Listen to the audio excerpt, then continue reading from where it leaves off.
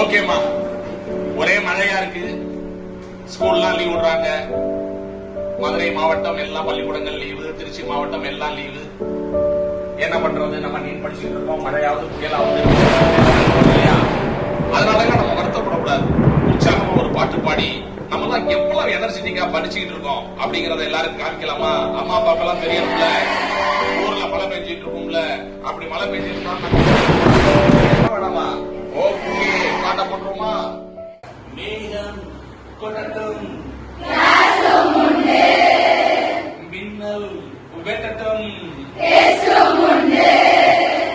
நோக்கங்கள் குறையாது.